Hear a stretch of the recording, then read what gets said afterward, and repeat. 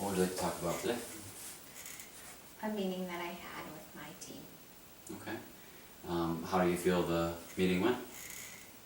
Very well. Okay. What were some of the factors that you felt caused the meeting to go well?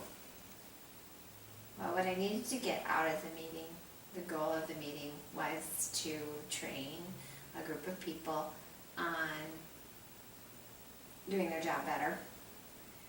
And what I think was a key reason that they did better or got more out of the meetings than they had in the past was that we made it interactive, where they were active participants in the discussions, and there were activities that came from the points we wanted them to take home, where they could kind of do more practical things with what we were talking about. Mm-hmm. So the point of the meeting was to have the training for them to understand their job better. Mm-hmm. You feel like the interaction portion of it helped them to understand their job better. Yes, I think it definitely gave them a frame of reference and what we were looking for. And I think the other thing it did is that in our situation with the jobs that we have, there are things that you go to work and you do, but you don't prepare for before or after work, and so it gave them a little bit of time to work with the knowledge. Okay. So the meeting gave them an experience that became a frame of reference to be able to draw back from, Mm-hmm. to help them in their everyday jobs as you wanted them to have it. Mm-hmm. So what were some of the decisions that led you to lead that meeting that way? I think part of it was past meetings that where we lay out information and it almost felt like providing a list of things, and that those things I didn't think they could capture in that time frame and that they wouldn't really utilize in the future. I may have felt like I delivered a message, but the message really wasn't taken and used yet. And I was trying to figure out different methods that would help them, really take that in to the next day and the next day after that. So you were very reflective about their needs, and felt like in previous times it was more of a sit and get. Yeah. And that in this time it was more of an interactive. There was a shared experience that they could take and go with you. What were some of the indicators or some of the situations that were in that meeting that you felt were particularly important for you to be aware of as you were presenting it? Particular things for me to be aware of. Mm-hmm. Can you tell me what you mean? Yeah, as you were presenting the material to your staff, Uh-huh. as you were presenting, and you wanted them to walk away with some particular things, what were things that you were particularly aware of in yourself that you felt like I had to do these things in order to get the desired result that I wanted?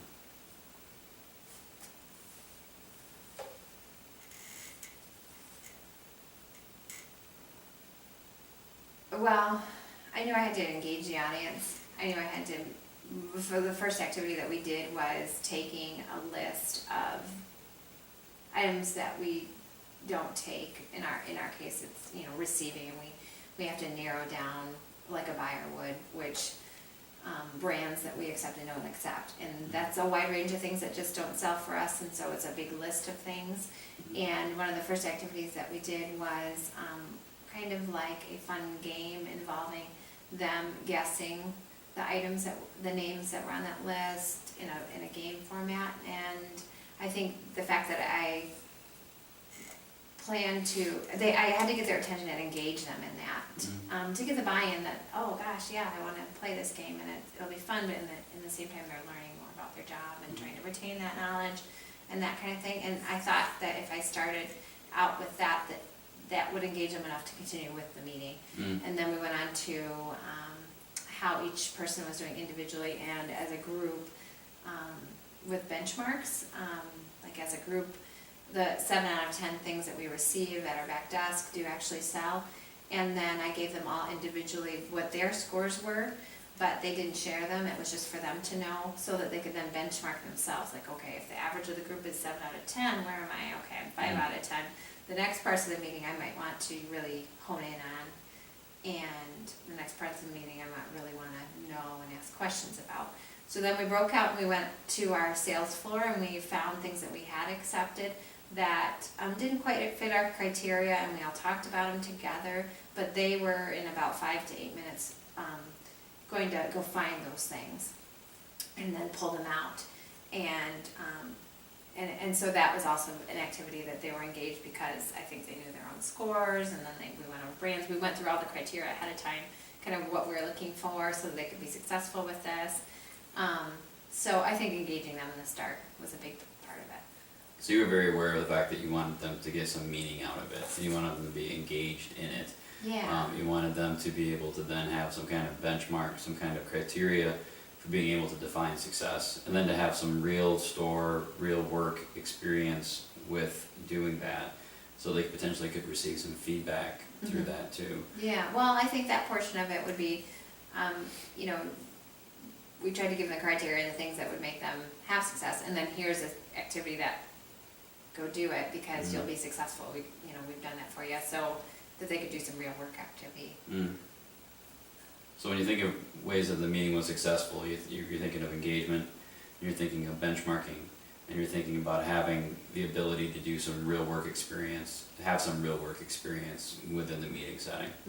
Yeah, I think most of the time with our group too, and maybe in our industry overall, that they're hands-on learners. And so when I started to take the meeting from I might be a book learner, or I might be able to read and do it, or, something, where I took it from there to where they really are accustomed to learning, which is more hands-on, then I think that became successful. So you were very pleased with the hands-on aspect of it, and how much that increased engagement, how much that increased their ability to do their job better. Yeah. So when you think about the impact of that meeting, how has that impacted the planning for your meetings, of your future planning for the meetings that have happened since then? I haven't had a meeting since then. As you look at meetings you might have later on with this group, how has that meeting impacted how you might handle other meetings you're going to have with the group? I think that would mean that I would want to do the same. Okay. What exactly of the causes from before do you think that you want to do again in your next meetings? Interactive, engaging activities with a hands-on approach. Okay, so the interactive piece is something you want to continue on with the next one, the hands-on approach, there with the next one. What are some ways that you would be able to work with others in your store to ensure that would happen in the next steps for your store? I normally give the meetings, Okay. so I guess I'm not sure Okay. how I would work with people before the meeting to give this meeting. We might have to work with you understand that you do a lot of the planning in a singular way, that you are the planner.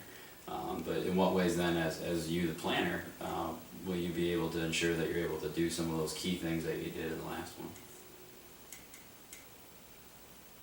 Be creative, think of different methods that use hands-on approach, plan ahead of time. Are there resources that you use that help you find ways to be creative within that resource? Some of the things I like to do before the meeting that would be good resources is I bounce ideas off of people. And, just make sure that I maybe even try a few of the activities with, myself to make sure they play out well once I get the group. And I always make sure I have an agenda that helps, I think. I always make sure that I plan to share that agenda with the group before we get started, to say, okay, we're going to these things and then we're done.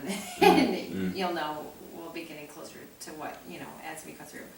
Other resources would be just taking the time to make that meeting meaningful.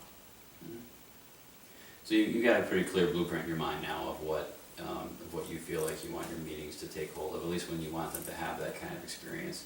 And you have ideas of how you're able to practice some of those, or be able to feel like, hey, I'm prepared now, or what prepared feels like for the kind of meetings that you want to have. Yeah. So where is your thinking now about your meetings? I think we've talked about how the meetings are successful when I use the resources I have to plan an interactive, hands-on approach meeting. Thanks. Thanks.